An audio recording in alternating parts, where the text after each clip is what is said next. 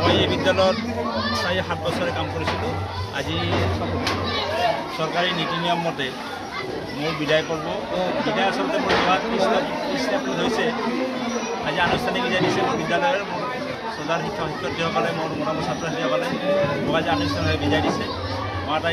মই সুখী আৰু মই এই বিদ্যালয়ৰ ছাত্ৰ ছাত্ৰীসকলৰ উন্নতি কামনা কৰিছোঁ আৰু মই কথা দিছোঁ মই বিদায় হ'লেও ভৱিষ্যতেও এই বিদ্যালয়লৈ আহি মই ছাত্ৰ ছাত্ৰীক শিক্ষাদান পাঠদান কৰিম এই বুলি মই কথা দিছোঁ আৰু যিমানখিনি পাৰোঁ মই সহায় সহযোগ কৰিম আটাই। আজি মোৰ চাকৰি জীৱন প্ৰায় 43 বছৰে হৈছে। মই 83 পৰা চাকৰি কৰিছোঁ। মই 82 মেট্ৰিক পাছ কৰি ইয়াৰ আগতে বিভিন্ন কেইবাখন স্কুলত চাকৰি কৰিছোঁ। প্ৰথমতে মই নিজৰ গাঁৱৰ বৰ্ণি হাইস্কুলত কাম কৰিছিলোঁ 5 বছৰ ধৰি। তাৰপিছত মই বৰচলি হাতপুৰা হাইস্কুলত কাম কৰিছিলোঁ প্ৰায় 10 বছৰ ধৰি।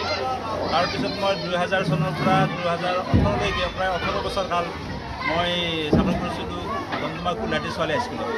তাৰপিছত পৰা মই ইয়াত আহিছোঁ। ইয়াতে প্ৰায় 7 বছৰ মই ইয়াত শিক্ষকতা কাম কৰিছোঁ আৰু যোৱা 30 তাৰিখে নিয়মমতে মই অৱসান কৰিছোঁ। এটা ব্যতিক্ৰমী বিদায় যে আমি দেখা পালোঁ, হয়, কিহৰ বাবে এইটো হৈছে? আপোনাৰ কৰ্মদক্ষতা? এইটো আচলতে মোৰ কোনো ৰেষ্টুৰেণ্ট মই নকওঁ। আচলতে এই বিদ্যালয়ৰ ছাত্ৰ ছাত্ৰী, এই গাঁৱৰ গণ্যমান্য ব্যক্তিসকল, অভিভাৱক অভিভাৱিকাসকল, তদুপৰি এই বিদ্যালয়ৰ সহকাৰী শিক্ষক শিক্ষয়িত্ৰীসকলে যথেষ্ট মোক সহায় কৰিছে, মৰম কৰিছে, মোক সন্মান দিছে।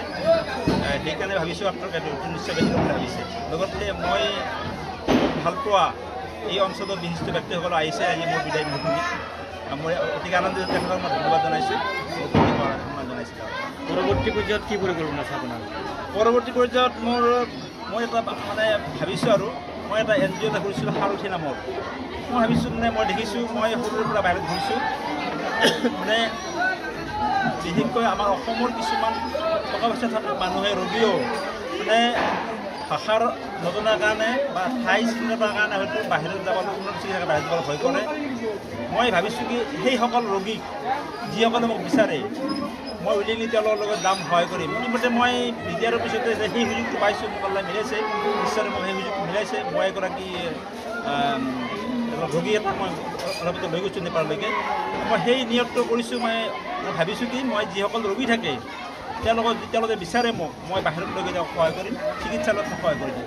তাৰোপৰি মই এই বিদ্যালয়ত আহি থাকি এই বিদ্যালয়ৰ ছাত্ৰ ছাত্ৰীসকলৰ প্ৰতি মোৰ যথেষ্ট মৰম আছে, শিক্ষক শিক্ষয়িত্ৰীৰ পৰা ভাল পোৱা আছে। মই এই বিদ্যালয়তো যিখিনি পাৰোঁ মই ক্লাছ পাতি কৰি দিম, এইখিনি মোৰ উদ্দেশ্য। সাংস্কৃতিক দিশত আপোনাৰ কেনেকৈ ভূমিকা? সাংস্কৃতিক দিশত মোক বহুতে বিচাৰি আছে, বহুতে কৈছে যে এই শিক্ষকজন ৰিটায়াৰ হ'লে ভাল পাওঁ। কাৰণ মই বৰ্তমান প্ৰধান শিক্ষকৰ দায়িত্ব থকাৰ কাৰণে বিভিন্ন সাংস্কৃতিক কাৰ্যসূচী বা অনুষ্ঠানবিলাকত মই সময় দিব পৰা নাই। গতিকে মোক বহুতে বিচাৰিছে, গতিকে বহুতে ভালো পাইছে এতিয়া ৰিটায়াৰ হোৱাৰ পিছত। গতিকে সাংস্কৃতিকটো মই সমানে চলাই নিম। মই ধৰ্মীয় দিশ, সাংস্কৃতিক দিশ, শিক্ষকতাৰ দিশ বা আন মানুহক সহায় কৰাৰ এই দিশ আটাইখিনি মই সমানে চলাই নিয়াৰ মই অংগীকাৰ কৰিছোঁ, প্ৰতিজ্ঞা লৈছোঁ। প্ৰধান শিক্ষক বিদায় মিটিং আছিলে, কেনেকুৱা লাগিছে তেখেতৰ এই আজি বিদায় মিটিং? তাৰমানে তেখেতেও আমি বহুত বেয়া লাগিছে। তাৰমানে তেখেতক হয়তো আজিলৈ আমি আৰু লগ নাপাম, যিহেতু তেখেতে আমাক বহুত মৰম কৰিছিল, সাংস্কৃতিক বিভাগতো আমাক বহুত ধেমালি কৰিছিল। হয়তো সেইখিনি আৰু আমি ছাৰক নাপাম আৰু। মানে পঢ়োৱা দিনত তেখেতে হিন্দী ছাবজেক্ট শিকোৱা বুলি সংগীততো তেখেতৰ মানে ৰাপ আছিল, কেনেকুৱা আছিল তোমালোকৰ মানে ছাত্ৰ ছাত্ৰীক মৰম বা তেনেকুৱা মানে কেনেকুৱা তাৰমানে ব্যৱহাৰ কৰিছিল? ছাৰে আমাক হিন্দী ছাবজেক্টটো পঢ়াইছিল, বহুত ভাল লাগিছিল, ক্লাছ কৰি বহুত ভাল লাগে। সাংস্কৃতিক বিভাগতো আমাক বহুতখিনি আগুৱাই নিছে, সক্ষম হৈছে। মানে ভৱিষ্যত ছাৰৰ কেনেকুৱা মানে কি ক'বা ছাৰৰ বিষয়ে? তাৰমানে ভৱিষ্যত উজ্জ্বল, ভৱিষ্যত ছাৰে ভাল হওক, অনাগত দিনকেইটা যাতে ছাৰৰ ভাল হয়, শুভমংগল হয়।